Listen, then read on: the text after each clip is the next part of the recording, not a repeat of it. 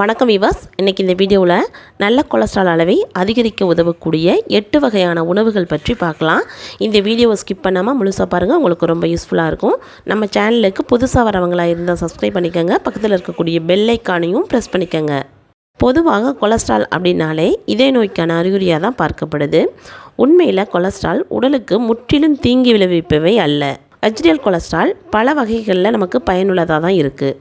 இந்த HDL cholesterol அளவை அதிகரிக்க உதவக்கூடிய உணவுகள் பற்றி இப்போ பார்க்கலாம். அதில் முதலாவதாக ஆலிவ் ஆயில். ஆலிவ் ஆயில் பொதுவாக HDL கொழுப்பின் அளவை அதிகரித்து இதய நோய் வரும் அபாயத்தை குறைக்கிறதுக்கு வழி செய்யுது. ஆலிவ் ஆயிலை வாரத்துக்கு 2 தடவை நீங்கள் சமையலுக்கு சேர்த்துக்கலாம். இரண்டாவதாக பருப்பு மற்றும் தானியம். பருப்பு மற்றும் சோயாபீன்ஸ் போன்ற பருப்பு வகைகளில் இரும்பு சத்து அதிகமாக இருக்கிறதுனால நாள்பட்ட அலர்ஜி போன்ற உடல்நல பிரச்சனைகளிலிருந்து நம்மை பாதுகாக்கும். இதை தவிர நல்ல கொலஸ்ட்ரால் அளவை அதிகரிக்கிறதுக்கும் கெட்ட கொலஸ்ட்ராலோட அளவை கரைக்கிறதுக்கும் இது உதவி செய்யும்.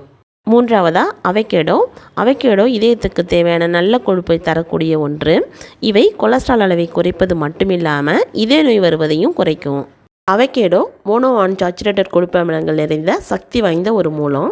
அதனால் அவகேடோ பழத்தை அடிக்கடி சாப்பிட்லாம். நான்காவதாக நட்ஸு. பல்வேறு விதமான கொட்டைகளில் உள்ள கொழுப்பு இதயம் மற்றும் மூட்டுகளுக்கு மிகவும் சிறந்தது. வால்நட் போன்ற கொட்டைகளை தொடர்ந்து சாப்பிடும் பொழுது இதய நோய் வருவதை தவிர்க்கலாம். இது நல்ல கொலஸ்ட்ராலை உடம்புக்கு தரக்கூடியது. ஐந்தாவதாக பெர்ரி ஃப்ரூட்ஸு. இதில் நார்ச்சத்து நிறைஞ்சிருக்கிறதுனால கொழுப்பின் அளவை மேம்படுத்த உதவும். பொதுவாக ராஸ்பெரி மற்றும் ப்ளூபெரி பழங்களில் ஆன்டி ஆக்சிடென்ட்கள் மற்றும் நார்ச்சத்து அதிகமாக இருக்குது. ஆறாவதாக ரெட் ஒயினில் ஆன்டி ஆக்சிடென்ட்கள் நிறைஞ்சிருக்கிறதுனால நல்ல கொலஸ்ட்ரால் அளவை அதிகரிக்க உதவுது. பெண்கள் மற்றும் ஆண்கள் 2 பேருமே இதை அளவாக அருந்தலாம்.